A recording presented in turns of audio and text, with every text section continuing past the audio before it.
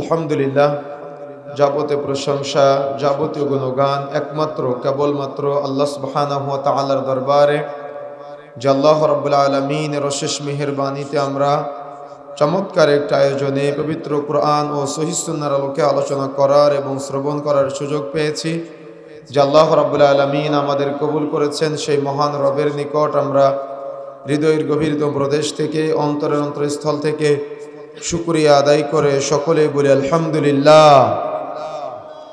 দুরূদ ও সালাম বর্ষিত হোক আখিরি জামানার মানবতার মুক্তির দূত, মানবতার মুক্তির দিশারি, যার আদর্শকে বাস্তবায়নের জন্যই আজকে আমাদের এই সামান্য ক্ষুদ্র প্রচেষ্টা। নবীর প্রতি দুরূদ বর্ষিত হোক, সকলে বলি সাল্লাল্লাহু আলাইহি ওয়াসাল্লাম। প্রিয় উপস্থিতি, আমরা দুনিয়াতে অবস্থান করছি।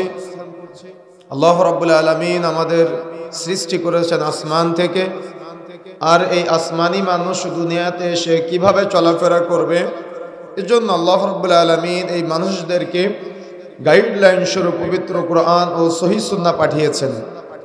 রাসূলুল্লাহ সাল্লাল্লাহু আলাইহি ওয়াসাল্লাম বিদায় হজ্জের ভাষণে বলেছেন, তারাকতু ফিকুম আমরাইন লান তাদিল্লু মা তামাসসাকতুম বিহিমা কিতাবাল্লাহি ওয়াস সুন্নাহ। আমি তোমাদের জন্য দুইটা কিতাব রেখে যাচ্ছি, যদি তোমরা এই দুইটাকে শক্তভাবে আঁকড়ে ধরতে পারো তাহলে তোমরা সফলতা অর্জন করতে পারবা।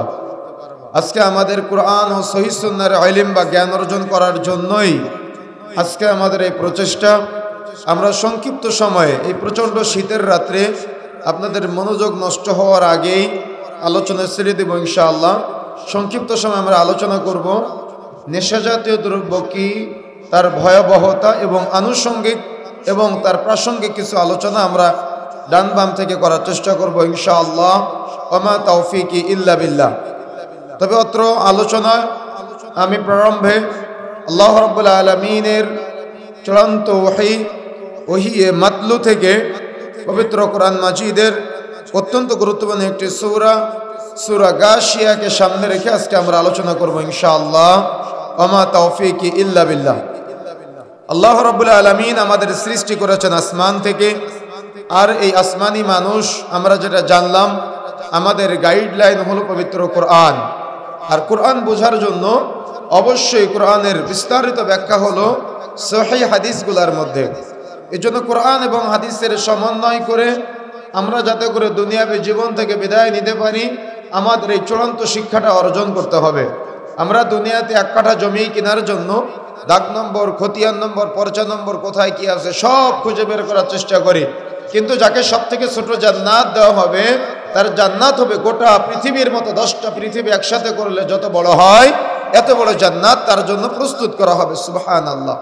আপনি এত বড় জান্নাত নেবেন, তার জন্য কি একটু প্রস্তুতি গ্রহণ করতে হবে না? কথা বলতে হয়, প্রস্তুতি গ্রহণ করতে হবে না? অবশ্যই প্রস্তুতি গ্রহণ করতে হবে। আচ্ছা, আপনি এমন কোনো কাজ করেন যে কাজ করার মাধ্যমে আপনার সালাত কবুল হয় না, আপনি কি সেই কাজ করতে চান? কথা বলেন না কেন, করতে চান? আপনি এমন কিছু কাজ করেন যে কাজের মাধ্যমে আপনার রোজা কবুল হয় না, সিয়াম কবুল হয় না, আপনি কি সেই কাজ করতে চান? আপনি এমন কোনো কাজ করেন যে কাজের মাধ্যমে আপনার হজ কবুল হয় না, আপনি কি এটা চান যে আপনার হজ কবুল না হোক? আমার কথা কি বুঝতে পারতেছেন? তাহলে এমন ভাবে চলতে হবে যাতে করে আমার ইবাদত বান্দেগিগুলা আমার রবের দরবারে কবুলযোগ্য হয়। আর ইবাদত কবুলের মৌলিক পূর্ব শর্ত হলো দুইটা। এক, ইবাদত রাসূলের পদ্ধতিতে হতে হবে। দুই, যে ইবাদত করবেন ওই ইবাদত করার আগে আপনি যে খাদ্য ভক্ষণ করবেন, অর্থাৎ উপার্জনটা হালাল হতে হবে। যদি আপনার খাবার হালাল না হয় তাহলে আপনার ইবাদত আল্লাহর দরবারে পৌঁছাবে না। এই জন্য সর্ব অবস্থায় প্রত্যেক মুমিন মুসলমানকে এই দুইটি নীতিমালা মনে রাখতে হবে। নীতিমালা এক, ইবাদত হতে হবে রাসূলের পদ্ধতিতে। নীতিমালা দুই, যে ইবাদত করবেন, ইবাদত করার আগে আপনি যে খাদ্য ভক্ষণ করবেন এই খাবারটা অবশ্যই হালাল হতে হবে, বৈধ হতে হবে। কথা বুঝতে পেরেছেন? যদি আপনি দুইটা বিষয়ে লক্ষ্য না করেন তাহলে আপনার ইবাদত আল্লাহর দরবারে পৌঁছাবে না।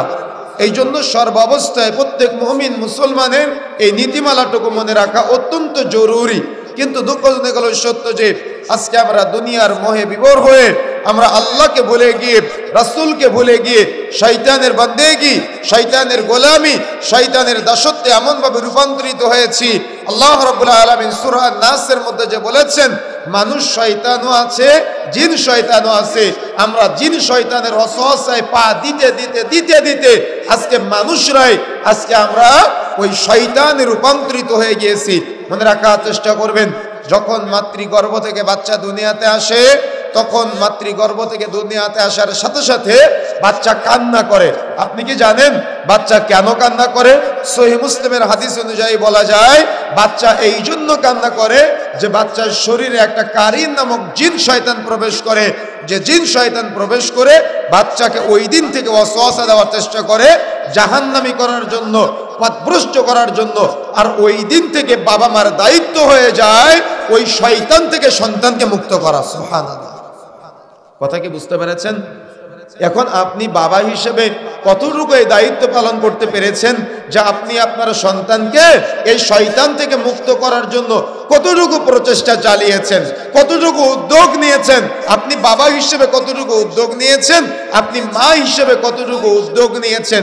বাংলাদেশে যত বাচ্চা আছে, বিশেষ করে ইয়াং যাদের বয়স, তার প্রায় 85%, বিশেষ করে বাংলাদেশ, ভারত এবং পাকিস্তানের গবেষণা অনুযায়ী প্রায় 85% ইয়াং তরুণরা আজকে মাদকের করাল গ্রাসে আচ্ছন্ন হয়ে আছে, এবং কোন কোন ক্ষেত্রে মোহচ্ছন্ন হয়ে তারা তাদের বাবার প্রতি যে সম্মান, মায়ের প্রতি যে সম্মান, মুরব্বীদের প্রতি যে সম্মান, এই সম্মানটুকুর যে চিন্তা চেতনা বা দায়িত্ববোধ, এগুলো আজকে হারিয়ে ফেলে নিজেদের রুচি, নিজেদের আদর্শ সবকিছু আজকে ভুলণ্ঠিত করে পাপাচারের অতল গহ্বরে নিমজ্জিত হয়ে গিয়েছে। এ সমাজকে ফিরিয়ে নিয়ে আসার জন্য আমাকে আপনাকে অবশ্যই কোরআন ও সহিহ সুন্নাহর ছায়াতলে আসা অত্যন্ত জরুরি। দেখেন আল্লাহ রাব্বুল আলামিন বলছেন পবিত্র কোরআন মাজিদের মধ্যে, হাল আতাকা হাদিসুল গাশিয়া। হাল শব্দের অর্থ হলো কি, আতাকা তোমাদের কাছে পৌঁছে গিয়েছে, হাদিস শব্দের অর্থ হলো বর্ণনা, সংবাদ, খবর। আল গাশিয়া কিয়ামতের সংবাদ কি তোমাদের কাছে পৌঁছে গিয়েছে? মুফাসসিরগণ এর বড় লম্বা ব্যাখ্যা করে বলেছেন, মূলত পৌঁছে গিয়েছে বলতে আল্লাহ এটা বুঝিয়েছেন, কিয়ামতের সংবাদ তোমাদের কাছে পৌঁছে গিয়েছে, তোমরা কতটুকু সতর্ক হয়েছো। ইদা জুলজিলাতিল আরদু জিলজালাহা, যখন প্রচন্ড আকারে জমিন প্রকম্পিত হবে, তার মানে কখন প্রকম্পিত হবে? কিয়ামতের সময় জমিন প্রচন্ড আকারে প্রকম্পিত হবে। তার মানে এই কিয়ামতের বিস্তারিত আলোচনা তোমাদের কাছে পৌঁছে দেওয়া হয়েছে। তোমরা কতটুকু সতর্ক হয়েছো, তোমরা কতটুকু সাবধান হয়েছো, আল্লাহ সুবহানাহু ওয়া তাআলা বলছেন। এরপরে আল্লাহ বলছেন, বুজুহু ইয়াউমাইদিন খাশিয়া, সেদিন অনেক চেহারা হবে অবনত, অনেক চেহারা হবে লাঞ্ছিত, অনেক চেহারা হবে অপদস্থ। ভাই আপনারা যদি চুপ না করেন মনোযোগ নষ্ট হয়ে যাবে। আমার পিছনে গিয়ে এগুলো গোনাগুনি করেন, পিছনে চলে যান, না হলে আমি মনোযোগ দিতে পারতেছি না। যে কথা বলতে চাচ্ছিলাম, যে আল্লাহ রাব্বুল আলামিন পবিত্র কোরআন মাজিদের মধ্যে বলছেন, বুজুহু ইয়াউমাইদিন খাশিয়া, সেদিন অনেক চেহারা হবে অবনত, অনেক চেহারা হবে লাঞ্ছিত, অনেক চেহারা হবে তারা মাথা নিচু করে কিয়ামতের মাঠে উঠবে। আচ্ছা, দুনিয়াতে যদি কেউ চুরি করে ধরা পড়ে, তার মাথা উঁচু থাকে না মাথা নিচু হয়ে যায়? কথা বলতে হয়, মাথা উঁচু থাকে না নিচু হয়ে যায়? নিচু হয়ে যায়। কিন্তু দুনিয়াতে কিছু মানুষ অপরাধ করে কিন্তু মাথা উঁচু করে বেঁচে থাকে। আমার কথা বুঝতে পেরেছেন? তাদের নিয়ে বিস্তারিত আলোচনা আসবে। এখন আমি যে কথা বলতে চাই, আল্লাহ বলছেন বুজুহু ইয়াউমাইদিন খাশিয়া, সেদিন অর্থাৎ কিয়ামতের মাঠে অনেক চেহারা হবে অবনত, লাঞ্ছিত, অপদস্থ। তার মানে তারা কিয়ামতের মাঠে উঠবে কিন্তু লাঞ্ছিত অবস্থায় উঠবে, অপমানিত অবস্থায় উঠবে, অপদস্থ অবস্থায় উঠবে। আল্লাহ বলছেন আমিলাতুন নাসিবা, তারা কিয়ামতের মাঠে উঠবে কিন্তু তারা কর্মক্লান্ত, পরিশ্রান্ত অবস্থায় উঠবে। এর দুইটা তাফসীর পাওয়া যায়। এক, যারা দুনিয়াতে অনেক আমল করেছে, ইবাদত বান্দিগি করেছে, কিন্তু কিয়ামতের মাঠে যখন উঠেছে ওই আমলগুলা কবুলযোগ্য হয় নাই, ওই আমলগুলা আল্লাহর দরবারে পৌঁছায় নাই। যেমন যদি আমরা বলি ফাওয়াইলুল লিল মুসাল্লিন, নামাজিরা ধ্বংসপ্রাপ্ত। কোন নামাজি? আল্লাযীনা হুম আন সালাতিহিম সাহুন, যারা সালাত আদায় করেছে, নামাজ পড়েছে কিন্তু অমনোযোগী, উদাসীন, যারা সালাত আদায় করেছে কিন্তু সালাতটা কবুলযোগ্য না, তাহলে তাদের সালাত কি কিয়ামতের মাঠে তারা জান্নাতের জন্য লাভ করতে পারবে? আমার কথা বুঝতে পেরেছেন? তাহলে কিয়ামতের মাঠে যখন তারা দাঁড়াবে, আল্লাহ বলছেন আমিলাতুন নাসিবা, তারা যখন কিয়ামতের মাঠে দাঁড়াবে, তারা কর্মক্লান্ত পরিশ্রান্ত অবস্থায় কিয়ামতের মাঠে দাঁড়াবে। তাদের এই দুনিয়াবি আমলগুলো কোনো কাজে কিয়ামতের মাঠে আসবে না।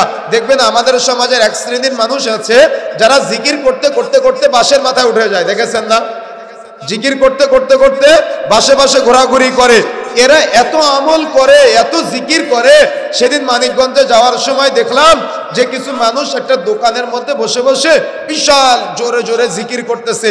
তো জিজ্ঞাসা করলাম এরা কি প্রতিদিন করে? তো বলতেছে প্রতিদিন মাগরিবের পরে এইভাবে জিকির করে আর কলব পরিষ্কার করে। তার মানে এমন এমন টান দিচ্ছে, গোটা বাজারের মানুষ তাদের দিকে তাকাচ্ছে। তো তাদের চিন্তা এমনটাই যে আমরা যত ইল্লাল্লাহ ইল্লাল্লাহ জিকির করব তত কলব পরিষ্কার হবে এবং আমরা এই আমল নিয়ে কিয়ামতের মাঠে উঠব। কিন্তু এটা কি কখনো সম্ভব? যদি আপনি এমন আমল করেন যে আমলের পিছনে কোনো দলিল নাই, তাহলে এমন আমল করলে সে আমলটা কবুলযোগ্য হবে না, সে আমলটা বাতিল। তাহলে আপনি যখন এই আমল নিয়ে কিয়ামতের মাঠে উঠবেন, তখন ওই আমলের কারণে আপনি ভাববেন আমি হয়তো আজকে অনেক সম্মান পাবো, অনেক মর্যাদা পাবো, অনেক ইজ্জত পাবো। কিন্তু কিয়ামতের মাঠে আপনি উঠে দেখবেন যে আপনি কর্মক্লান্ত পরিশ্রান্ত অবস্থায় দাঁড়িয়েছেন, দুনিয়াতে আমল করতে করতে করতে করতে ক্লান্ত অবস্থায় কিয়ামতের মাঠে, কিন্তু কোনো আমল কবুলযোগ্য না, সব আমল বাতিল। আর দ্বিতীয় ব্যাখ্যা হলো যে আপনি অপরাধ করতে করতে ক্লান্ত, কিয়ামতের মাঠে যখন দাঁড়াবেন তখন একজন কৃষক যেমন কর্ম করার পরে শরীর থেকে ঘাম ঝরে কর্মক্লান্ত অবস্থায় সে বাড়িতে আসে, ও কিয়ামতের মাঠে যখন দাঁড়াবে তখন এরকম দুনিয়া থেকে যাওয়ার পরে কর্মক্লান্ত পরিশ্রান্ত অবস্থায় উঠবে। তাসলা নারান হামিয়া, যখন তারা এমন কর্মক্লান্ত পরিশ্রান্ত অবস্থায় উঠবে তখন তাদেরকে প্রবেশ করানো হবে জ্বলন্ত উত্তপ্ত আগুনে। কাদেরকে বলেন তো? যারা দুনিয়াতে ভেবেছিল যে আমরা সফল, কিন্তু তারা আসলে আমলগত দিকেও সফল না, দুনিয়াবিগত কোনো বিষয়েও সফল না। কিন্তু কিয়ামতের মাঠে যখন তারা উঠবে, উঠার পরে আল্লাহ বলছেন তাসলা নারান হামিয়া, তাদেরকে প্রবেশ করানো হবে জ্বলন্ত উত্তপ্ত আগুনে। তুসকা মিন আইনিন আনিয়া, তারা পানি চাইবে অনেক। যখন তারা পানি চাইবে তাদেরকে পানি দেওয়া হবে, কিন্তু সেই পানিতে হবে জ্বলন্ত উত্তপ্ত ঝরনার পানি, তার মানে ফুটন্ত ঝরনার পানি।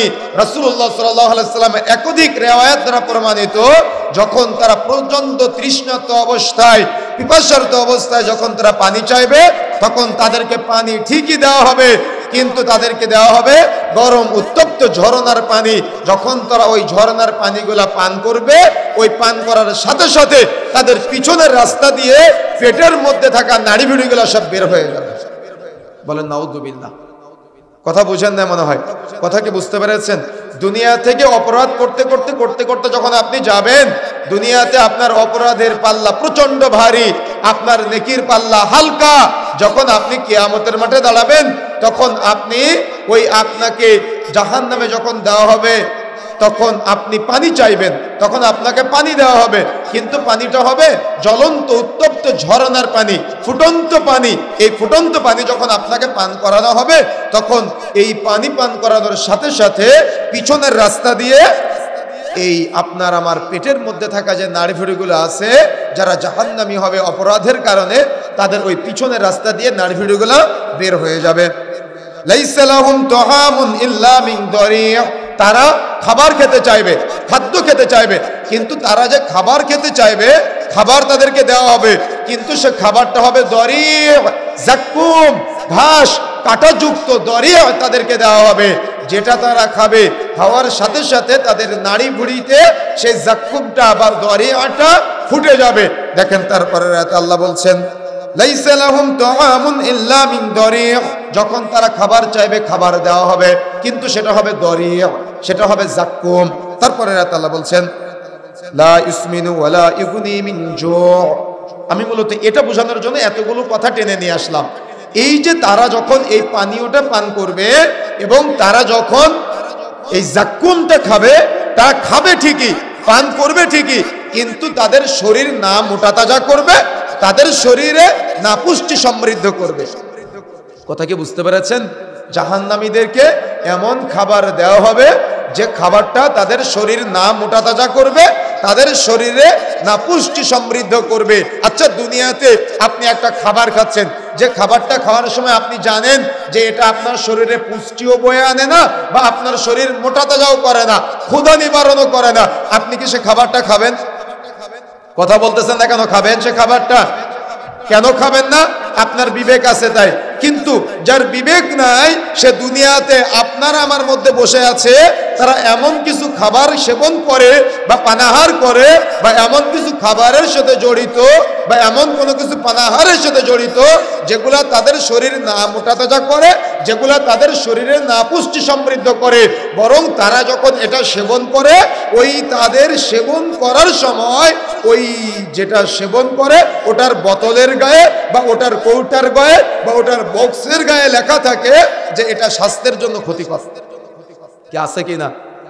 তাহলে জাহান্নামীদেরকে জাহান্নামে যেটা খাওয়ানো হবে, যেটা তাদের শরীর মোটা তাজাও করবে না, যেটা তাদের শরীরে পুষ্টি সমৃদ্ধও করবে না। বলেন তো, দুনিয়াতে জানা বুঝাওয়ালা মানুষদের মধ্যে থেকে এমন কি জানা বুঝাওয়ালা মানুষ আজকে নাই, যারা এমন কোনো খাদ্য বা এমন কোনো পানীয় সেবন করতেছে যে খাবারটা বা যে পানীয়টা বা যে ধূমপানটা করার সময় তারা এটা ফিল করে যে এটা আমাদের শরীরের জন্য ক্ষতিকর, এটা আমাদের শরীর মোটা তাজা করে না, বা এটা আমাদের শরীরে কোনো পুষ্টি সমৃদ্ধ করে না। এমন বহু ব্যক্তি আজকে আমাদের সমাজে নাই? কথা বলতে হবে, আমাদের সমাজে নাই? অবশ্যই আমাদের সমাজে আছে। দায়িত্বহীন ভাষায় বলে যেতে চাই, মনে রাখার চেষ্টা করবেন, আমাদের সমাজে আমরা যে কলেজ ইউনিভার্সিটিগুলো দেখতে পাই, আপনার সন্তানকে আপনি অমুক কলেজে পাঠিয়েছেন, আপনার মেয়েটাকে আপনি অমুক ইউনিভার্সিটিতে পাঠিয়েছেন, অমুক ইউনিভার্সিটিতে যাওয়ার পরে আপনার মেয়েটা, আপনার ছেলেটা প্রত্যেক কলেজ ইউনিভার্সিটির প্রায় 90% যারা ইয়াং তরুণ স্টুডেন্ট আছে তারা আজকে মাদকের সাথে জড়িত। এর মধ্যে প্রায় 30% মেয়ে যারা আছে তারা মাদকের সাথে জড়িত। এই মাদকের সাথে এমন ভাবে জড়িয়েছে, এরা এদের শিক্ষকদের সামনে মাদক দ্রব্য সেবন করে, শিক্ষকরা ছাত্রদের সামনে মাদক দ্রব্য সেবন করে। কেউ এটার অপকার সম্পর্কে জ্ঞান অর্জন করে নাই, এবং কেউ এটাকে পাপ মনে করে না, কেউ এটাকে গুনাহ মনে করে না, কেউ এটাকে অন্যায় মনে করে না।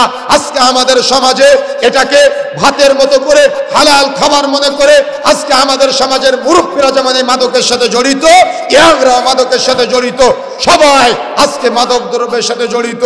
এমন ভাবে জড়িত, গোটা এলাকার মানুষ এমন ভাবে মাদক দ্রব্য সেবন করে যে এরা এটাকে বৈধ মনে করে, এমন ভাবে মাদক দ্রব্য সেবন করে, এরা এটাকে হালাল মনে করে, এরা এটাকে নেকির কাজ মনে করে, এরা এটাকে মনে করে মাদক দ্রব্য সেবন করলে তার সম্মান বেড়ে যায়।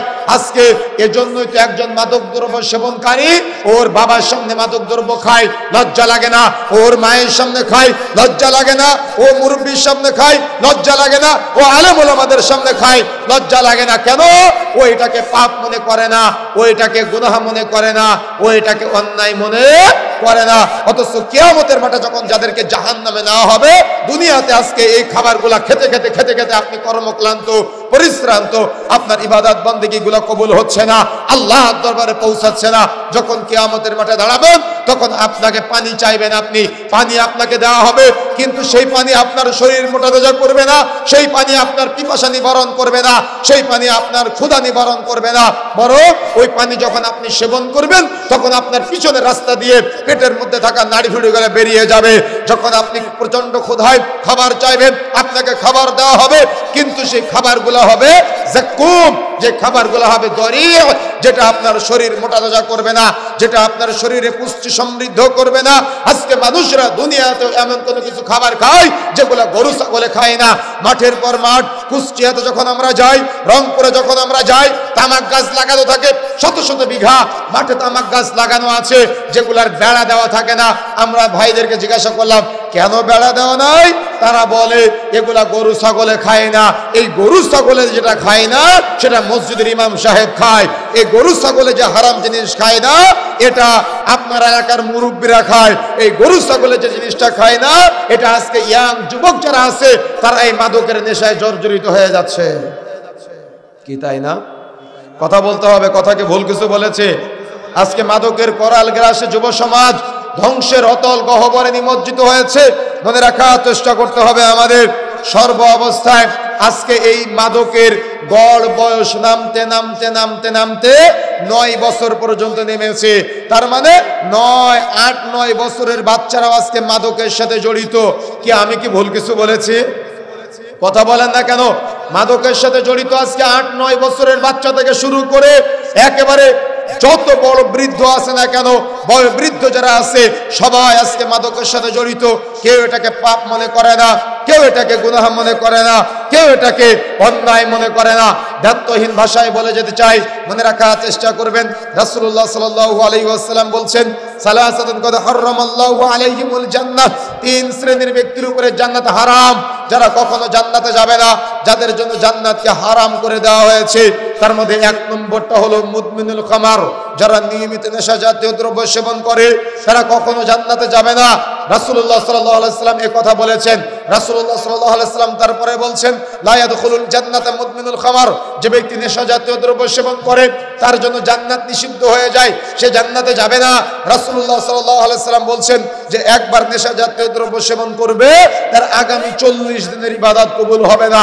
রাসূলুল্লাহ সাল্লাল্লাহু আলাইহি ওয়াসাল্লাম থেকে লম্বা আলোচনা লাজনার ফতোয়া অনুযায়ী মনে রাখার চেষ্টা করবেন।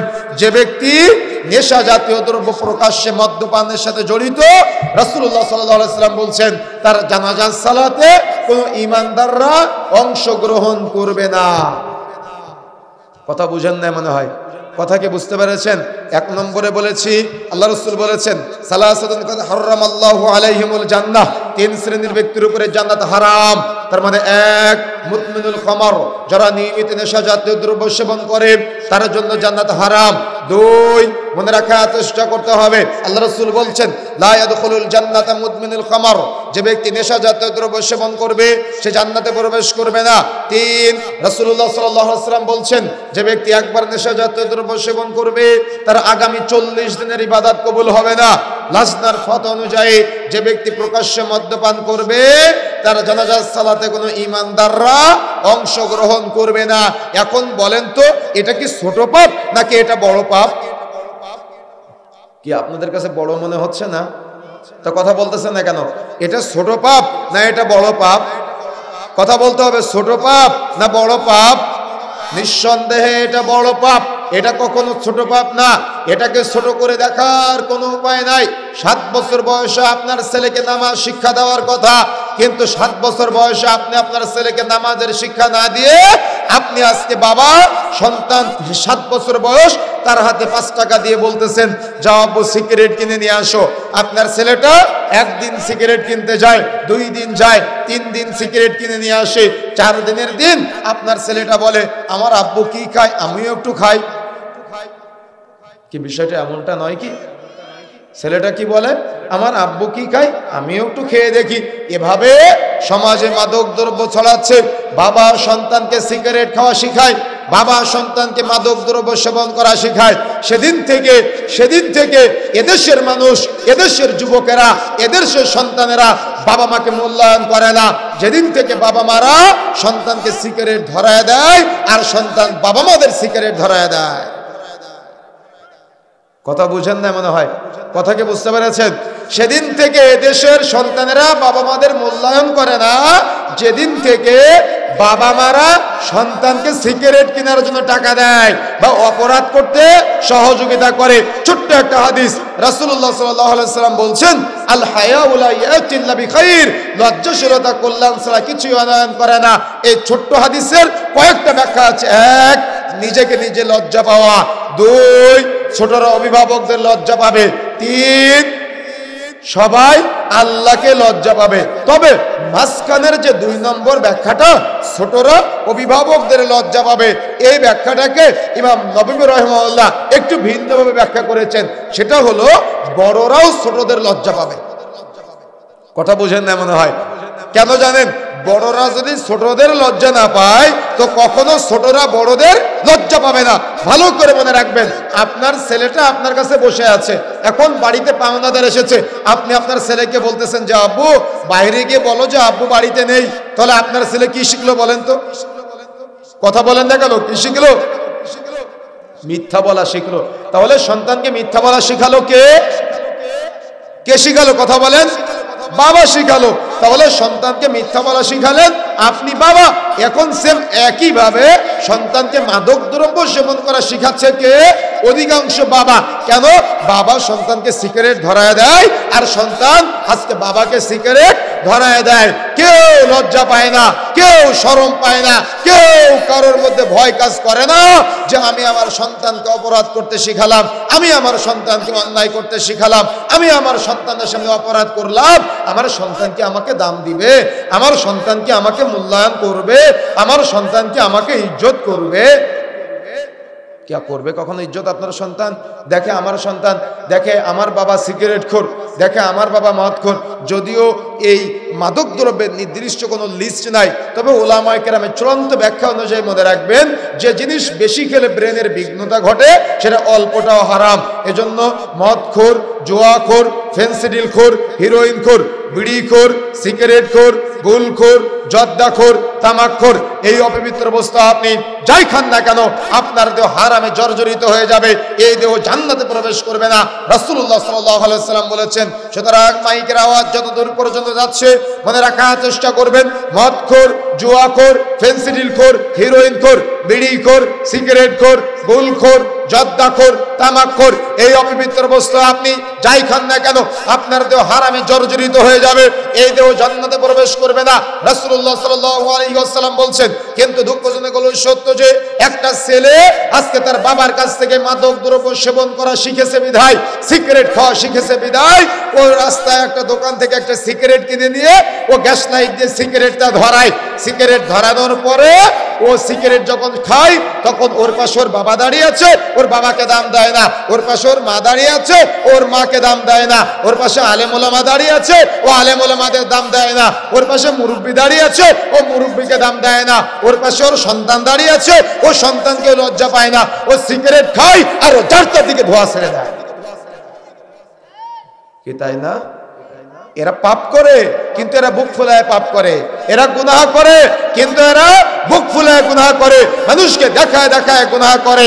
এরা সিগারেট খায় আর মনে করে যে এই পাপ করতেছে, কিন্তু এই পাপটা অনেক গর্বের। এরা সিগারেট খায়, মাদক দ্রব্য সেবন করার ভাবে এই পাপটা করা অনেক আনন্দের। এই জন্য এক বন্ধু আর এক বন্ধুকে ধরায় দেয়, আর এক বন্ধু আর এক বন্ধুকে সিগারেট ধরায় দেয়। দায়িত্বহীন ভাষায় বলে যেতে চায় যে বন্ধু আপনাকে মাদক সেবন করতে সহযোগিতা করে, ওই বন্ধু আপনাকে জান্নাতে নিবে না, বরং ওই বন্ধু আপনাকে জাহান্নামের দিকে নিয়ে যাচ্ছে।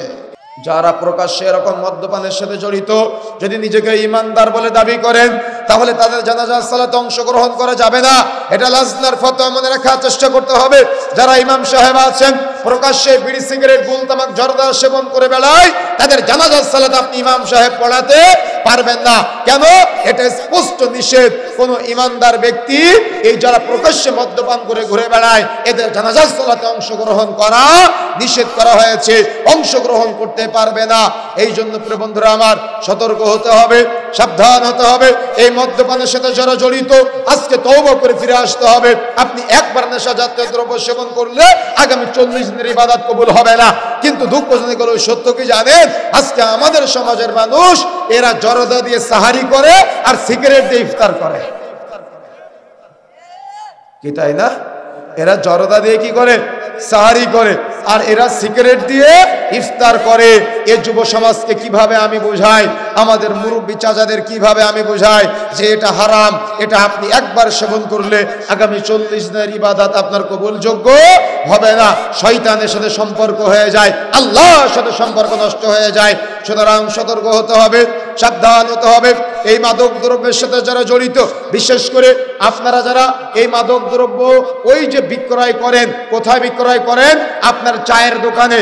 চায়ের দোকানে যখন বিক্রয় করেন তখন আপনি ভাবতেছেন যে আমি তো শুধু সিগারেট বিক্রয় করলাম, কিন্তু আপনি কি জানেন যে খায় সে তো একা পাপ করে, যে সেবন করে সে তো একা পাপ করে। কিন্তু আপনি কি করেন?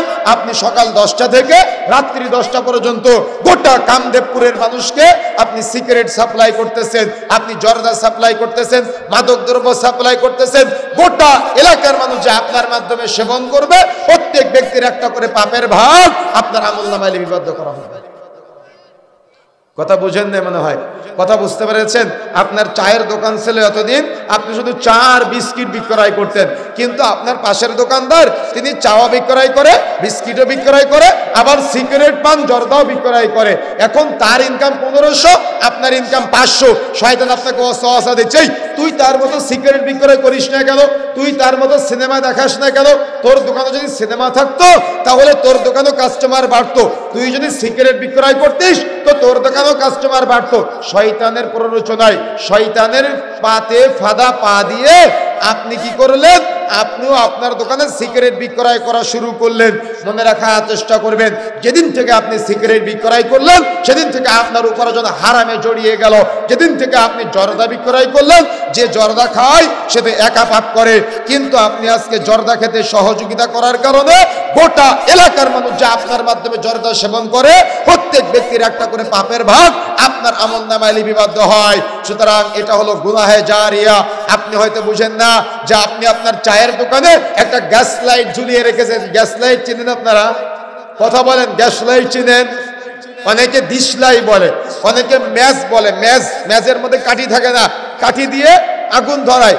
এই ম্যাচ রেখেছেন, ম্যাচটা আপনার টাকায় কিনা, ওই গ্যাস লাইটটা আপনার টাকায় ক্রয় করা, আপনি আপনার দোকানে ঝুলিয়ে রেখেছেন।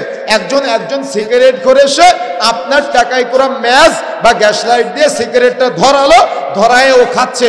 এই ধরানোর কাজে সহযোগিতা করেছে কে? আপনি। এজন্য এই গুনাহের কাজে সহযোগিতা করার কারণে যে খায় সে একা পাপ করে, কিন্তু আপনি যতজনকে সিগারেট ধরানোর কাজে সহযোগিতা করেছেন প্রত্যেক ব্যক্তির একটা করে পাপের ভাগ আপনার আমলনামায় লিপিবদ্ধ হবে। কি কথা বুঝেন না মনে হয়? কথা কি বুঝতে পারতেছেন? খারাপ লাগতেছে, কষ্ট লাগতেছে, ব্যথা লাগতেছে? ব্যথা লাগা দরকার, লজ্জা লাগা দরকার, শরম হওয়া দরকার। আমি চাই আপনার শরম হোক। আপনার শরম না থাকার কারণে আপনার ছেলে আপনার সিগারেট ধরায় দেয়, আর আপনি আপনার সিগারেট ধরায় দেন। আপনারও লজ্জা নাই, আপনার সন্তানেরও লজ্জা নাই। এই জন্য সতর্ক হতে হবে, সাবধান হতে হবে প্রিয় বন্ধুরা আমার। তাহলে এই গুনাহের কাজে যারা সহযোগিতা করবে তারাও সমান অপরাধী। এখন আসেন, যে বিক্রয় করতেছে বা যে ধরানোর কাজে সহযোগিতা করে এরা তো অপরাধী। এখন যারা ওই সাইকেলে বা ভ্যানে নিয়ে এক দোকানে আরেক দোকানে আরেক দোকানে এক বাজারে সাপ্লাই করে, কি আছে কিনা? এরকম হকার আছে না আমাদের সমাজে, যারা দোকানে দোকানে সাপ্লাই করে বেড়ায়? তাহলে যে খায় সে তো একা পাপ করে, কিন্তু আপনি যে 8-10 গ্রামের মানুষের কাছে এটা সাপ্লাই করলেন, যত মানুষের কাছে সাপ্লাই করবেন প্রত্যেক ব্যক্তির একটা করে পাপের ভাগ, গুনাহের ভাগ আপনার আমলনামায় লিপিবদ্ধ হবে। এখন আসেন, যে ব্যক্তি মাদক দ্রব্যের কোম্পানি তৈরি করেছে বা এখানে কাজ করে, কর্মচারী আছে যারা এটার সাথে জড়িত, একেবারে শুরু থেকে শেষ পর্যন্ত 10 শ্রেণীর মানুষ আছে যারা সবাই এই গুনাহে জারিয়ার সাথে জড়িত।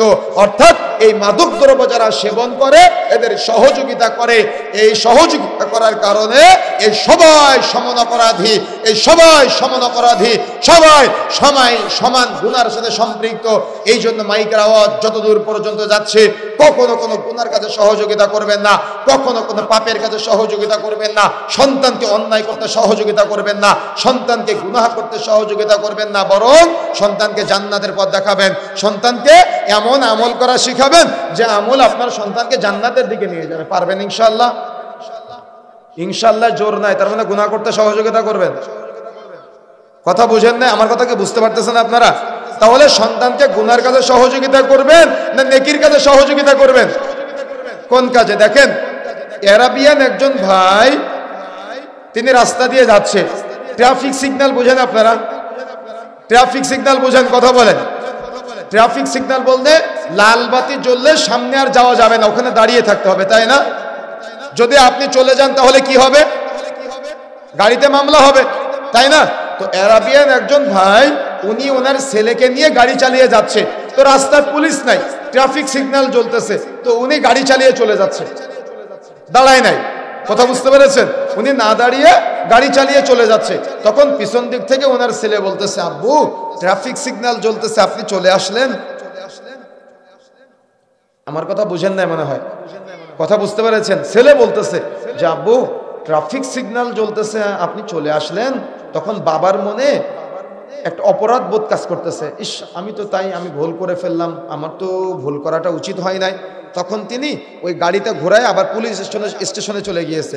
পুলিশ স্টেশনে গিয়ে বলতেছে যে অমুক ট্রাফিক সিগন্যাল আমি ক্রস করে চলে আসছি ট্রাফিক বাতি জ্বলা সত্ত্বেও। তো তখন ট্রাফিক পুলিশ বলতেছে যে ওখানে কোনো পুলিশ ছিল না, তিনি ফাইন করে নাই। তো বলতেছে ওখানে কোনো পুলিশ ছিল না তাই আমি চলে আসছি।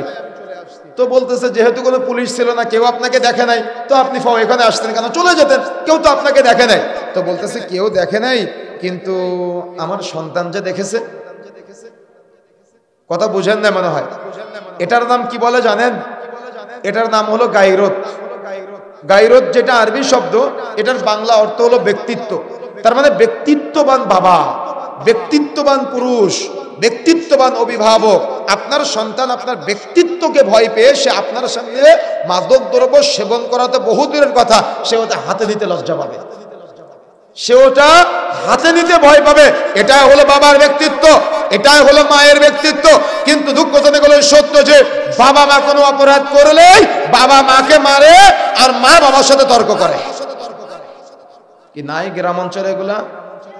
আর সন্তান মীমাংসা করে, সন্তান মীমাংসা করে বাবা মাকে সন্তান মিটায় দেয়। নাউযুবিল্লাহ, আস্তাগফিরুল্লাহ। আমি কিভাবে বুঝাই আপনাকে যে বাবা মা যদি সন্তানের সামনে অপরাধ করে, ওই সন্তান কখনো বাবা মাকে দাম দিবে না, ওই সন্তান কখনো বাবা মাকে মূল্যায়ন করবে না। এই জন্য আজকে মাইকের আওয়াজ যত দূর পর্যন্ত যায় বলে যাচ্ছি দায়িত্বহীন ভাষায়, কখনো আপনারা সন্তানের সামনে অপরাধ করবেন না, কখনো আপনারা সন্তানের সামনে ভুল করবেন না, কখনো আপনারা সন্তানের সামনে অন্যায় করবেন না। যদি অন্যায় করেন তাহলে আপনার সন্তান কখনো আপনাকে মূল্যায়ন করবে না, বরং সবসময় অবমূল্যায়ন করবে। জানে যে ওর বাবা সিগারেট খোর, ও জানে ওর বাবা মদ খোর, ও জানে ওর বাবা নেশাখোর। এই জন্য সন্তান অপরাধ করে, সন্তানের ভয় লাগে না, লজ্জা লাগে না, এটাকে গুনাহ মনে করে না। সব থেকে কষ্টের বিষয় কি জানেন? আপনি আপনার সন্তানকে জীবনে কোনোদিন হাতটা ধরে মসজিদের দিকে নিয়ে যান না যে আব্বু চলো নামাজ পড়তে হবে। আপনি আপনার সন্তানকে কখনো ওই দেখা যাচ্ছে আল্লাহকে চিনেন না, আপনার সন্তানের তাওহীদ উলুহিয়ার জ্ঞান নাই, তাওহীদ রুবুবিয়্যার জ্ঞান নাই, তাওহীদ আসমা ও সিফাতের জ্ঞান নাই। মাহফিলগুলোতে তাওহীদের আলোচনা করলে আপনার সন্তান বলে আমি কিছুই বুঝি না। তো দুনিয়াতেই যদি বলে আমি কিছুই বুঝি না, তো কবরে যখন তাকে প্রশ্ন করা হবে মা রব্বুকা, তোমার রবকে, তখন আপনার সন্তান বলবে হা হা লা আদরি, আমি তো আমার রবকে চিনি না, আমি তো আমার আল্লাহকে চিনি না। তখন আপনার সন্তানের অবস্থা কি হবে? আল্লাহ রাগান্বিত হয়ে যাবে। কবরকে এমন ভাবে দুই দিক থেকে চাপ দিতে বলবে, এমন জোরে চাপ দিবে একটা হাড্ডি আর একটা হাড্ডির ভিতরে ঢুকে যাবে। কথা বুঝেন না মনে হয়? কথা কি বুঝতে পেরেছেন না বুঝতে অসুবিধা হচ্ছে? সুতরাং প্রিয় বন্ধুরা আমার, সতর্ক হতে হবে, সাবধান হতে হবে। এই অপরাধে আজকে আমাদের সমাজের অধিকাংশ মানুষ জড়িত, প্রায় 85% মানুষ এই মাদকের করাল গ্রাসে জড়িত। এই যারা সেবন করে, এই সেবন করার পাশাপাশি অনেক ব্যক্তি আছে যারা মাদক পাচার করে। আপনার বাড়ির পাশে ইন্ডিয়ার বর্ডার, এই বর্ডার দিয়ে আপনি অনায়াসে মাদক পাচার করে গোটা বাংলাদেশে আপনি মাদক সাপ্লাই করতেছেন। মনে রাখার চেষ্টা করবেন, মাদকের কোনো নির্দিষ্ট লিস্ট নাই। যেটা বেশি খেলে ব্রেনের ক্ষতি হয়, সেটা অল্পটা খাওয়া হারাম। আপনি ওই ইন্ডিয়া থেকে মাদক পাচার করে গোটা বাংলাদেশে মাদক সাপ্লাই করতেছেন। পৃথিবীর কেউ জানে না, আল্লাহ জানে। গোটা বাংলাদেশের মানুষের যত জায়গায় আপনার মাধ্যমে মাদক পাচার হবে, যত মানুষ আপনার মাধ্যমে মাদক সেবন করবে, প্রত্যেক ব্যক্তির একটা করে পাপের ভাগ আপনার আমলনামায় লিপিবদ্ধ হবে। কেন? আপনি আজকে মাদক পাচার করে গোটা বাংলাদেশে, গোটা দিনাজপুরে, গোটা কামদেবপুরে আপনি সয়লাভ করেছেন, সাপ্লাই করতেছেন। আপনার মাধ্যমে মানুষ আজকে মাদক দ্রব্য সেবনে জড়িত হয়েছে। মনে রাখার চেষ্টা করবেন, এই মাদক দ্রব্য পাচার করা হারাম। যারা এই মাদক দ্রব্য পাচারের সাথে জড়িত, এদের সন্তানেরা জীবনে কোনোদিন এদের মূল্যায়ন করবে না, এদের স্ত্রীরা জীবনে কোনোদিন এদের মূল্যায়ন করবে না।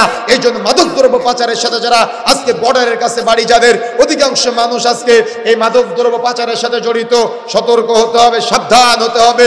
এই মাদক দ্রব্য যদি আপনার মাধ্যমে পাচার হয় আর গোটা বাংলাদেশের যত জায়গায় ছড়াবে, যত মানুষ এই হারামের সাথে জড়িত হবে, প্রত্যেক ব্যক্তির একটা করে পাপের ভাগ আপনার আমলনামায় জড়িত হবে।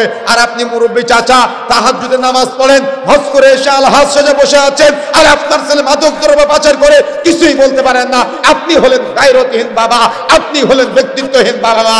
সতর্ক হতে হবে, সাবধান হতে হবে। যদি আপনি সতর্ক না হন, সাবধান না হন, তো গোটা দেশ এই মাদকে সয়লাভ হয়ে যাবে। এই জন্য আল্লাহর ভয়ে ভীত হয়ে, জাহান্নামের ভয়ে ভীত হয়ে যদি আপনি জান্নাতের আশা করেন, তাহলে মাদক দ্রব্য সেবন করা, এগুলা পাচার করা থেকে অবশ্যই অবশ্যই আপনাকে বিরত থাকতে হবে। তা না হলে আপনি গুনাহগার হবেন। এখন আসুন, তার মধ্যে আরেক শ্রেণীর ব্যক্তি যারা আজকে এই মাদক দ্রব্যের বৈধতা দেয়, জর্দার বৈধতা দেয়। এক শ্রেণীর হুজুর আছে, এরা বলে জর্দা খাওয়া নাকি মাকরুহ। কি বলে কিনা? কথা বলতে হয়, বলে কিনা? এবং ওই জর্দার কৌটার গায়ে দেখবেন আলখেল্লা পরা, পাগড়ি পরা, রুমাল পরা কিছু হুজুরের ছবি থাকে। কি দেখেছেন না আপনারা? কথা বলতে হবে, দেখেছেন না? এখন এই জর্দার কৌটার গায়ে আমি একটু গবেষণা করলাম যে জর্দার কৌটার গায়ে এ জুব্বা পরা হুজুরের ছবি কেন, দাড়িওয়ালা হুজুরের ছবি কেন, এই জর্দার কৌটার গায়ে রুমাল পরা হুজুরের ছবি কেন? তো গবেষণা করে যেটা দেখলাম, বাংলাদেশের মানুষের একটা ধর্মীয় আবেগ আছে, ধর্মীয় অনুভূতি আছে। যেমন ইসলামের নাম ব্যবহার করে এই সুদের ব্যাংকগুলো আপনাদের সুদের সাথে জড়িয়েছে, সেম একইভাবে এই জর্দার কৌটায় এই হুজুরের ছবি লাগিয়ে, আলকেল্লার ছবি লাগিয়ে, জুব্বার ছবি লাগিয়ে, টুপি দাড়ির ছবি লাগিয়ে আপনাদেরকে হালাল জর্দা নামে প্রচার করার চেষ্টা করতেছে, কিন্তু এগুলো সব হারাম। কথা বুঝেন না মনে হয়? কথা বুঝতে পেরেছেন? তার মানে এরা সাইনবোর্ড ব্যবহার করেছে আলকেল্লার, এরা সাইনবোর্ড ব্যবহার করেছে টুপি দাড়ির, এরা সাইনবোর্ড ব্যবহার করেছে জুব্বার। কিন্তু কেন?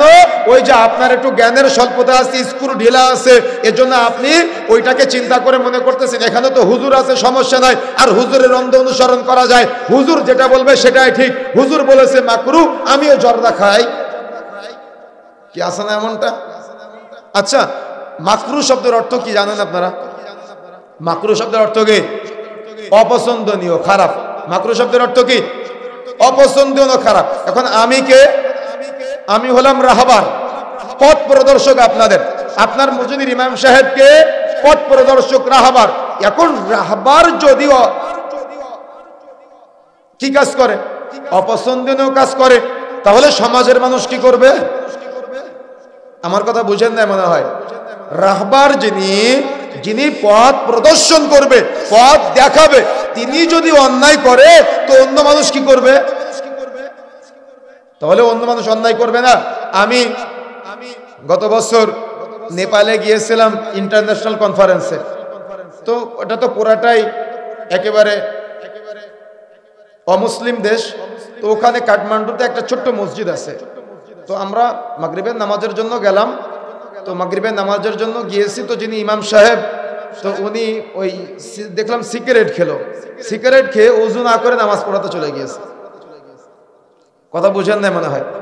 তো আমাদের ইমাম সাহেবরা তো সিগারেট থেকে এক ধাপ নিচে এসে জর্দা সীমাবদ্ধ আছে নাকি? মনে রাখার চেষ্টা করবেন, হাজী সাহেব হজ করে এসে যদি জর্দা খায়, ইমাম সাহেব খুতবার মেম্বার থেকে নেমে যদি জর্দা খায়, বা আপনার মসজিদের সভাপতি সাহেব মসজিদ থেকে বের হয়ে যদি জর্দা সিগারেট সেবন করে, এটা কখনো হালালের দলিল হতে পারে না। বরং রাসূলুল্লাহ সাল্লাল্লাহু আলাইহি ওয়াসাল্লাম বলেছেন, যে জিনিস বেশি খেলে ব্রেনের বিঘ্নতা ঘটে সেটা অল্পটাও হারাম। এই জন্য সতর্ক হতে হবে, সাবধান হতে হবে। এক শ্রেণীর ভ্রান্ত হুজুর থাকবে, যে ভ্রান্ত হুজুর আপনাদেরকে ভ্রান্ত মাসালা দিবে, ভ্রান্ত ফাতোয়া দিবে, তাদের থেকে সতর্ক থাকবে। কখনো কোনো হুজুরের অন্ধ অনুসরণ করবেন না। রাসূলুল্লাহ সাল্লাল্লাহু আলাইহি ওয়াসাল্লাম যখন মিরাজের রাতে জান্নাত জাহান্নাম ভ্রমণ করতে যায়, আল্লাহ রাসূল দেখে এক শ্রেণীর ব্যক্তিকে জাহান্নামে ডুবানো হচ্ছে, উঠানো হচ্ছে, ডুবানো হচ্ছে, উঠানো হচ্ছে। আল্লাহ রাসূল জিবরাইলকে জিজ্ঞাসা করছেন, জিবরাইল মান হাউলায়, এরা কারা? এদেরকে কেন এভাবে শাস্তি দেওয়া হচ্ছে? জিবরিল আমিন বলেছিলেন, আল্লাহ রাসূল এরা তারাই যারা আপনার সমাজে হুজুর ছিল, আলেম ওলামা ছিল, তাদেরকে জাহান্নামে ডুবানো হচ্ছে, উঠানো হচ্ছে। আল্লাহ রাসূল মিরাজ থেকে ফিরে আসলেন, মেম্বারে দাঁড়িয়ে সাহাবায়ে কেরামকে লক্ষ্য করে বলছেন, সাহাবায়ে কেরাম, হুজুরকে যখন জাহান্নামে নেওয়া হবে তখন হুজুরের মুখ দিয়ে নাড়ি ফুটুগুলো বেরিয়ে আসবে, আর হুজুরের পায়ে শিকল বেঁধে টানতে টানতে জাহান্নামের দিকে নেওয়া হবে। তখন হুজুরের অনুসারীরা হুজুরকে বলতে থাকবে, হুজুর আনতা তা'মুরুনা বিল মা'রুফ ওয়া তানহাউনা আনিল মুনকার, হুজুর আপনি তো সৎ কাজের আদেশ দিয়েছিলেন, অসৎ কাজের নিষেধ করেছিলেন, আজকে আজকে আপনার কানে অবস্থা, যখন হুজুর বলতে থাকবে আ'মুরুনা বিল মা'রুফ ওয়া তানহাউনা আনিল মুনকার, আমি সৎ কাজের আদেশ দিয়েছিলাম, অসৎ কাজের নিষেধ করেছিলাম, কিন্তু আমি নিজে পালন করিনি, যে আমি জানতাম কিন্তু আমি তোমাদের সামনে উপস্থাপন করিনি, যে এই জন্য হুজুরের কাছ থেকে যখনই কোনো কথা শুনবেন তখন দলিল প্রমাণ সহকারে শ্রবণ করার চেষ্টা করবেন, কোনো হুজুরকে কখনো অন্ধ অনুসরণ করবেন না। এই জন্য ভ্রান্ত হুজুর থেকে বিরত থাকতে হবে। এরপরে আসুন, আমাদের সমাজে এই যে মদ্যপানের সাথে যারা জড়িত, এই মদ্যপানের সাথে যারা জড়িত এদের অর্থাৎ এই যারা পান করে এবং যারা প্রচার করে সবাই সমান অপরাধী। এখন আসেন, কেন আমাদের সমাজে এই মাদক দ্রব্য ছড়াচ্ছে বা আমাদের সমাজে মাদক দ্রব্যের এত ছড়াছড়ি আমরা দেখতে পাচ্ছি, কেন আমাদের মাঝে এগুলার এত ব্যাপক আকারে প্রবণতা বৃদ্ধি পাচ্ছে? এর কয়েকটি পয়েন্ট আমরা আলোচনা করবো ইনশাআল্লাহ। 1 নম্বর পয়েন্ট, সেটা হলো ধর্মীয় মূল্যবোধের অভাব। তার মানে মানুষের যখন ধর্মীয় জ্ঞান থাকে না তখন তারা হারামের সাথে জড়ায়, মাদক দ্রব্যের সাথে জড়ায়। এই জন্য ধর্মীয় জ্ঞান অর্জন করতে হবে, শরীয়তের জ্ঞান অর্জন করতে হবে। যে জিনিস বেশি খেলে ব্রেনের বিঘ্নতা ঘটে সেটা অল্পটা হারাম। সুতরাং মদখোর, জুয়াখোর, ফেন্সিডিলখোর, হিরোইনখোর, এই বিড়ি সিগারেট যেগুলো আমাদের সমাজে মানুষ সেবন করতেছে, এগুলো শরীয়তের জ্ঞানের কমতি থাকার কারণে মানুষ এই অপরাধগুলোর সাথে জড়িয়ে যাচ্ছে। এই জন্য শরীয়তের জ্ঞান অর্জন করতে হবে। আল্লাহ রাসূল বলছেন, লা ইয়াদখুলুল জান্নাতা মুদমিনুল খামর, যে ব্যক্তি নেশা জাতীয় দ্রব্য সেবন করবে সে জান্নাতে প্রবেশ করবে না। সুতরাং যদি জান্নাতের আকাঙ্ক্ষা থাকে তাহলে এই মাদক দ্রব্য সেবন করা থেকে অবশ্যই অবশ্যই বিরত থাকতে হবে নিজেকে এবং পরিবারের সদস্যদেরকে বিরত রাখার জন্য আপ্রাণ চেষ্টা করতে হবে। 2 নম্বর, আদর্শ থেকে বিচ্যুত হওয়া। মুসলমানিত্ব আদর্শ, ইসলামের আদর্শ বা শরীয়তের যে আদর্শগুলো আছে, এই আদর্শ থেকে যখন আপনি বিচ্যুত হবেন বা পরিবারের সদস্যরা দূরে সরে যাবে তখন মানুষ এই মাদক দ্রব্যে জড়ায়। 3 নম্বর, অসৎ সঙ্গী বা অসৎ বন্ধু যারা আছে, এই বন্ধুর সহযোগিতায় অনেক সময় মাদক দ্রব্য সেবন করে। আপনি জীবনে কদিনই মাদক দ্রব্য সেবন করেন নাই, কিন্তু আপনার বন্ধু বলতেছে চল আজকে খেতে হবে, চল কালকে খেতে হবে। এই বন্ধুর সাথে যেতে যেতে যেতে যেতে আপনি একদিন সিগারেট খাওয়া শিখলেন, একদিন ইয়াবা খাওয়া শিখলেন, একদিন মদ খাওয়া শিখলেন। এই জন্য আপনার সন্তানের বন্ধু বাছাইয়ে সতর্ক থাকবেন, তা না হলে অসৎ সঙ্গীর মাধ্যমে আপনার সন্তান এই মদখোর, সিগারেটখোর হয়ে যাবে। তারপর পিতামাতার সৎ আদর্শ বা সহচর্যা বা পিতামাতার থেকে নৈতিক শিক্ষা অর্জন না করা, এটা মাদক দ্রব্য সেবন করার অন্যতম একটা কারণ। এই জন্য যারা অভিভাবক আছেন সন্তানদেরকে শিক্ষা দিবেন যে মাদক দ্রব্য সেবন করলে আগামী 40 দিনের ইবাদত কবুল হবে না, আল্লাহর প্রিয় বান্দা হওয়া যাবে না, জান্নাত হারাম হয়ে যাবে। এই জন্য সন্তানদেরকে আপনারা এগুলো শিখাবেন।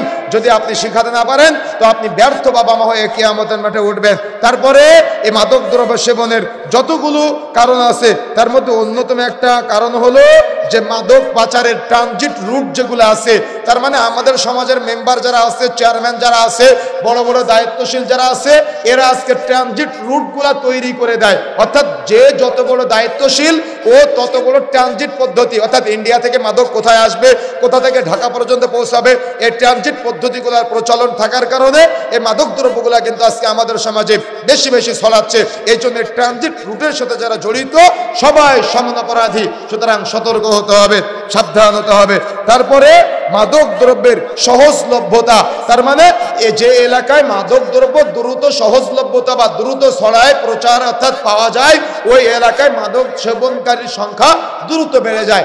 এই জন্য আমাদের সমাজে যারা বড় বড় দায়িত্বশীল হিসেবে আমরা দায়িত্বে আছি, আমাদের দায়িত্ব অর্থাৎ নির্বাচিত এলাকায় দায়িত্বশীল যে এলাকার আপনি, ওই এলাকায় মাদক পাচার বা মাদক বিক্রয় থেকে আপনাকে অবশ্যই যাতে করে বিক্রয় হতে না পারে এই জন্য আপনাকে অগ্রগামী ভূমিকা পালন করতে হবে।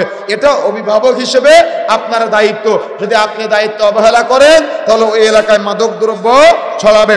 তারপরে আইন শৃঙ্খলা রক্ষাকারী বাহিনী যারা আছে তারা যদি এগুলা ছাড় দেয় তাহলে মাদক দ্রব্য বেশি বেশি ছড়ায়। এখন যারা আইন শৃঙ্খলা রক্ষা করবে বা যারা মাদক দ্রব্য নিয়ন্ত্রণ করবে তারাই যদি এগুলা প্রচার করে, তারাই যদি এগুলা বিক্রয় করে, তারাই যদি এগুলা সাপ্লাই করে, বা বর্ডারে যে বিজিবি আছে অনেক সময় অর্থাৎ বর্ডার গার্ড বাংলাদেশ যারা আছে, আমাদের কাছে তথ্য অনুযায়ী ইন্ডিয়া থেকে যত মাদক দ্রব্য বাংলাদেশে আসে একটা পার্সেন্টেজ নিয়ে তারা বাংলাদেশে মাদক দ্রব্য ঢুকতে সহযোগিতা করে। মনে রাখার চেষ্টা করবেন এই সামান্য ঘুষ ঘুষের টাকা খেয়ে আপনি গোটা বাংলাদেশে যত জায়গায় মাদক দ্রব্য সাপ্লাই করতে সহযোগিতা করবেন, যারা বর্ডার গার্ডের ভাইরা আছেন, গোটা বাংলাদেশের মানুষ যত মাদক দ্রব্য সেবন করবে, প্রত্যেক ব্যক্তির পাপের ভাগ আপনার আমলনামায় জড়িত হবে। আপনারা যদি এটাকে কঠিন করতে পারেন, অর্থাৎ নিজের দায়িত্বে যদি আপনারা অটুট থাকতে পারেন, তো আল্লাহর কাছে আপনারা সম্মানিত হবেন এবং আপনাদের এই উপার্জনটা হালাল বৈধ হবে। কিন্তু যদি আপনারা এই মাদক দ্রব্য সেবনে সহযোগিতা করেন, তো আল্লাহর কাছে অপরাধী হবেন এবং আপনাদের উপার্জনটা হারামে রূপান্তর হয়ে যাবে। তারপরে সবচাইতে বড় যে সমস্যা, সেটা হলো শিক্ষার ক্ষেত্রে নৈতিকতার অবক্ষয়। তার মানে প্রচলিত শিক্ষার মধ্যে এই মাদকদ্রব্য সেবনের ভয়াবহতা সম্পর্কে বর্ণনা আলোচনা না থাকার কারণে মানুষ এই মাদকদ্রব্যের সাথে জড়িত। স্কুলের শিক্ষক, হেডমাস্টার বা যিনি প্রধান শিক্ষক, তিনি ছাত্রদের সামনে সিগারেট খায়, তো ছাত্ররা কি করবে? কথা বুঝেন না মনে হয়। যিনি হেডমাস্টার, যিনি প্রধান শিক্ষক, তিনি যদি তার স্টুডেন্টদের সামনে এই মাদক দ্রব্য সেবন করে, তাহলে তার স্টুডেন্টরা কি করবে? তার স্টুডেন্টরাও, তার ছাত্ররাও এই মাদক দ্রব্য সেবন করবে। এই জন্য যারা কলেজ ইউনিভার্সিটি লেভেলের বড় বড় শিক্ষকের দায়িত্ব নিয়ে আসেন, যাদেরকে সমাজের মানুষ রাহবার মনে করে, শিক্ষক মনে করে, আইডল মনে করে, আপনারা আজকে গর্বের সাথে মাদক দ্রব্য সেবন করেন, গর্বের সাথে মাদক দ্রব্য সন্তানদের সামনে, শিক্ষার্থীদের সামনে এই মাদক দ্রব্য সেবন করেন, আর সিগারেটে ছাত্রদের ক্লাস নেয়। তার মানে কলেজ ইউনিভার্সিটিতে এরা ক্লাস নেয় আর এরা মাদক দ্রব্য সেবন করে। এজন্যই তো এদের সামনে যারা শিক্ষার্থী আছে, অর্থাৎ ছাত্র আছে, তারাও শিক্ষকের সামনে মাদক দ্রব্য সেবন করে। এমন জাহালত চলতেছে, বাবা ছেলের সামনে সিগারেট খায়, ছেলে বাবার সামনে সিগারেট খায়, শিক্ষক ছাত্রের সামনে সিগারেট খায়, ছাত্র শিক্ষকের সামনে সিগারেট খায়, সবাই অপরাধে জড়িত। এই সমাজ রক্ষার জন্য যারা বড় বড় ঊর্ধ্বতন কর্মকর্তা আছেন, সবাইকে সতর্ক হতে হবে। এরপরে আসেন, যদি আমরা প্রতিকার পেতে চাই, তাহলে কয়েকটা পয়েন্ট বলে আমি আলোচনা শেষ করে দিব। তার মধ্যে এক, ইচ্ছা শক্তি থাকা লাগবে। কি ইচ্ছা শক্তি? যে আমি জান্নাতে যেতে চাই। কোথায় যেতে চাই বলেন তো? জান্নাতে যেতে চাই। আমি জাহান্নামে যেতে চাই না, আমি হারাম সেবন করতে চাই না, আমার সন্তানেরা হারাম খাবে না, এরকম ইচ্ছা শক্তি থাকা লাগবে। তাহলে আপনি মাদক দ্রব্য ছাড়তে পারবেন। 2 নম্বর, ইসলামের শিক্ষা, শরীয়তের শিক্ষা থাকলে এই মাদক দ্রব্য সমাজে থাকবে না। এই জন্য মক্তবের শিক্ষা, মাদ্রাসার শিক্ষা সমাজে অ্যাভেলেবল করতে হবে। তারপরে সামাজিক প্রতিরোধ, সমাজের প্রতিরোধ করতে হবে। যারা মসজিদ কমিটির দায়িত্বশীল আছেন, আপনারা সবাই একটা উদ্যোগ নিয়ে, যে দোকানে সিগারেট বিক্রয় করা হয় ওই দোকানকে সিগারেট বিক্রয় মুক্ত করতে হবে। যে দোকানে মাদক দ্রব্য বিক্রয় করা হয় ওই দোকানকে বয়কট করতে হবে। তার মানে এটাকে সামাজিক বয়কট বলে। এভাবে মাদক দ্রব্য নিয়ন্ত্রণ করা যেতে পারে। 4 নম্বর, মাদক মুক্ত এলাকা গড়ে তোলার ইচ্ছা শক্তি থাকা। তার মানে যারা ইমানদার আছেন, প্রত্যেকে দায়িত্ব নিয়ে মাদক মুক্ত এলাকা গড়ে তোলার জন্য ইচ্ছা শক্তি করবে। তারপরে আলেমগণের ভূমিকা থাকা লাগবে। যারা ওলামায়ে কেরাম আছেন, আপনারা এটাকে মাকরুহ না বলে, বরং আপনারা এটাকে হারাম বলে আপনার এলাকার মানুষের কাছে প্রচার করে, এটার কতটুকু ক্ষতিকর দিক আছে সেগুলো প্রচার করে মানুষকে মাদক দ্রব্য থেকে বিরত রাখার চেষ্টা করেন। পারবেন ইনশাআল্লাহ? পারবেন ইনশাআল্লাহ? আমরা একেবারে আলোচনা শেষ পর্যায়ে চলে এসেছি। আমরা যারা এখনো পর্যন্ত বসে আছেন, দাঁড়ান না এখনো পর্যন্ত, আমরা একটা দোয়া পাঠ করব। আপনারা ধৈর্য ধারণ করে বসে আছেন, একটা দোয়া পাঠ করব, যে দোয়াটা পাঠ করলে আমাদের যত সাগিরা গুনাহ আছে সব রেখে যেতে পারবো ইনশাআল্লাহ। কথা বুঝতে পেরেছেন? তার মানে আজকে আলোচনার মধ্যে আমরা যেটা জানলাম, বুঝলাম, সেটা হলো মাদক দ্রব্য সেবন করা অত্যন্ত জঘন্যতম একটা অপরাধ, তাই না? জানতে পারলেন তো? এবং এই মাদক দ্রব্য সেবন করলে আগামী 40 দিনের ইবাদত কবুল হবে না, এবং মাদক দ্রব্য সেবন করলে আল্লাহ আপনার জন্য জান্নাতকে হারাম করে দিবে, আপনি জান্নাতে যেতে পারবেন না। যে ব্যক্তি প্রকাশ্যে মদ্যপান করে তার জানাজা সালাতে ইমানদার অংশগ্রহণ করবে না, এটা ইসলামে চূড়ান্তভাবে নিষেধ করা হয়েছে। এজন্য সতর্ক হতে হবে, সাবধান হতে হবে। আলোচনার শেষ পর্যায়ে আমরা আল্লাহর কাছে দোয়া করি, যারা আজকে আয়োজন করেছেন আল্লাহ রাব্বুল আলামিন তাদের সবাইকে কবুল ও মঞ্জুর করুন, বলেন আমিন। আল্লাহ রাব্বুল আলামিন আমাদের যাদের উপস্থিত হওয়ার তৌফিক দান করেছেন, আমরা যেন চেষ্টা করি যে এই মাদক দ্রব্য থেকে নিজেকে নিয়ন্ত্রণ করার। আল্লাহ রাব্বুল আলামিন আমাদের তৌফিক দান করুন, আল্লাহুম্মা আমিন। আমাদের মাঝে যারা অসুস্থ আছে আল্লাহ রাব্বুল আলামিন তাদের সবাইকে শিফায়ে কামিলা আজেলা দান করুন, বলেন আমিন। আমাদের মাঝে যারা ঋণগ্রস্ত আছে তাদের সবাইকে ঋণ থেকে মুক্ত হওয়ার তৌফিক দান করুন, বলেন আমিন। প্রশ্ন করেছেন কত বছর হলে ছেলের বিয়ে দিতে হবে, সাহেব ব্যাখ্যা করবেন? মনে রাখার চেষ্টা করবেন, আল্লাহ রাসূল বলেছেন রাসূলুল্লাহ সাল্লাল্লাহু আলাইহি ওয়াসাল্লাম বলেছেন, ইয়া মা'আশারা শাবাব মান ইসতাতাআ মিনকুম, হে যুবক সম্প্রদায়, যাদের বিবাহ করার সামর্থ্য আছে, ক্ষমতা আছে, তোমরা বিবাহ করো। বিবাহ করার ক্ষমতা হলো স্ত্রী পরিচালনা করার ক্ষমতা, বিবাহ করার ক্ষমতা হলো শারীরিক ক্ষমতা, বিবাহ করার ক্ষমতা হলো আর্থিক ক্ষমতা। সবচেয়ে বড় বিষয় হলো স্ত্রী পরিচালনা করার ক্ষমতা, স্ত্রীর গায়রত রক্ষা করার ক্ষমতা। কথা বুঝতে পেরেছেন? বিবাহ করলেন আর সেলফি তুলে ফেসবুকে আপলোড করে দিলেন, এটার নাম পুরুষত্ব না। এটার নাম কি? পুরুষত্ব না। বিবাহ করা মানে স্ত্রীর সার্বিক চাহিদা পূরণ করা। আপনি যে মানের কাপড় পরবেন, স্ত্রীকে সেই মানের কাপড় পরাতে হবে। যে মানের বাড়িতে থাকবেন, স্ত্রীকে সেই মানের বাড়িতে রাখতে হবে। যে বাড়িতে থাকবেন, স্ত্রীকে সেই মানের বাড়িতে রাখতে হবে। এরকম সার্বিক বিষয় যখন ঠিক হয়ে যাবে, তখন বিবাহের করার জন্য প্রস্তুতি গ্রহণ করে নেবেন ইনশাআল্লাহ। তবে বিবাহের জন্য নির্দিষ্ট কোনো বয়স নাই। যখন সন্তানের উপযুক্ত বয়স হয়ে যাবে, সন্তান বিবাহের প্রয়োজন মনে করবে, বাবাকে বলবে, বা বাবা মা মনে করবে সন্তানের বিবাহের প্রয়োজন, রিজিকের চিন্তা না করে দ্রুত বিবাহ দিয়ে দিবে। যদি বাবা মা সন্তানদের বিবাহে ডিলে করে, তাহলে বিবাহ বহির্ভূত সন্তান যত গোপন পাপ করবে, প্রত্যেকটা পাপের একটা করে পাপের ভাগ বাবা মার আমল নামায়, লাজনার ফত অনুযায়ী বাবা মার আমল নামায় লিপিবদ্ধ হবে। এই জন্য উপযুক্ত বয়স হওয়ার সাথে সাথে ছেলেকে এবং মেয়েকে বিবাহ দিয়ে হালাল করে দেন। যারা প্রতিবেশীকে কষ্ট দেয় তারা কি জান্নাতে যাবে? না। প্রতিবেশীকে যে ব্যক্তি কষ্ট দেয় সে জান্নাতে যাবে না, বরং আপনার প্রতিবেশীর সার্বিক খোঁজখবর নেওয়ার দায়িত্ব আপনার। এমনকি একজন প্রতিবেশী পেট পরিপূর্ণ করে রাত্রে খেলো, আর একজন প্রতিবেশী রাত্রি অনাহারে রাত্রি যাপন করলো, আল্লাহ রাসূল বলছে যে পরিপূর্ণ করে খেলো ও জান্নাতে যাবে না। কেন যাবে না? ও তার প্রতিবেশীর খোঁজ নেয় নাই। তাই এজন্য প্রতিবেশীর সাথে নোংরা আচরণ করবেন না, খারাপ আচরণ করবেন না। প্রতিবেশীর সাথে সদ আচরণ করবেন, প্রতিবেশীর সাথে ভালো আচরণ করবেন। পিতা নেশাদার দ্রব্য বিক্রয় করে আর সন্তান মসজিদের খতিব, তার আলোচনা শোনা যাবে কি? এখন সন্তান যদি হালাল ইনকাম করে, তার বাবার ইনকাম না খায়, তাহলে সমস্যা নাই। কথা বুঝতে পেরেছেন? ইমামতি করে তার তো একটা ইনকাম আছে, আলহামদুলিল্লাহ। সন্তান যদি তার ইনকাম থেকে খায় তো আলহামদুলিল্লাহ, সমস্যা নাই। কিন্তু বাবার লজ্জা হওয়া দরকার, যখন ইমামের বাবা হয়ে সে নেশা জাতীয় দ্রব্য বিক্রয় করে। এর মতো লজ্জার আর কি হতে পারে? আপনার ছেলে ইমাম আর আপনি মাদক দ্রব্য বিক্রয় করেন, আপনার লজ্জাও লাগে না, শরমও লাগে না, হায়াও লাগে না। আগামীকাল থেকে এগুলো থেকে বিরত থাকার চেষ্টা করবেন। আল্লাহ সুবহানাহু ওয়া তাআলা আমাদের সবাইকে কবুল করুন, এবং যতটুকু সংক্ষিপ্ত সময় বক্তব্য শুনেছি, আমি সহ আমাদের সবাইকে এই পাপগুলো থেকে বিরত থাকার তৌফিক দান করুন, এবং আমাদের সবাইকে আল্লাহ রাব্বুল আলামিন হেদায়েত দান করুন, এবং আমাদের সবাইকে একসাথে জান্নাতে থাকার তৌফিক দান করুন। বলেন আমিন। আমিন বলতে লজ্জা লাগলো আপনাদের? যারা আমরা এখানে এখনো পর্যন্ত উপস্থিত আছি, আল্লাহ রাব্বুল আলামিন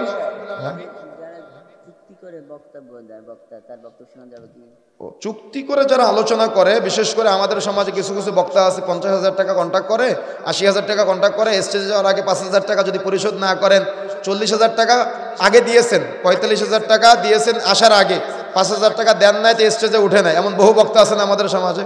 এ দোষ কার? বক্তারও দোষ, আপনাদেরও দোষ। আপনারা ভাইরালের পিছনে ছুটেন, ভাইরালের পিছনে ছুটে যার বক্তব্য বেশি ভাইরাল, যে আসলে বেশি লোক হবে, আপনারা তার পিছনে ছুটে তাকে লাখ লাখ টাকা দাওয়াত দিয়ে মাঠে নিয়ে আসেন, আর পুরা 1 ঘন্টা বা 1.5 ঘন্টার বক্তব্য শুধু রাজনৈতিক বক্তব্য হয়। কি তাই না? এগুলো থেকে বিরত থাকবেন। আর এই শ্রেণীর বক্তারা এরা চুক্তি করার জন্য আবার দলিল নির্ধারণ করেছে। কি করেছে বলেন তো? দলিল নির্ধারণ করেছে। এগুলো সব বিভ্রান্ত, এগুলো থেকে বিরত থাকতে হবে। আল্লাহ রাব্বুল আলামিন এদের থেকে আমাদের উম্মতকে হেফাজত করুন। আল্লাহ আপনাকে ইজ্জত দিয়েছে, সম্মান দিয়েছে। একজন কর্মজীবী, সে গোটায় 1 মাস কর্ম করে যে ইনকাম করে, আপনাকে আল্লাহ একদিনে তার চাইতে বেশি দেয়, তাও আপনার হয় না। কথা বুঝেন না মনে হয়? তাও চুক্তি করে 50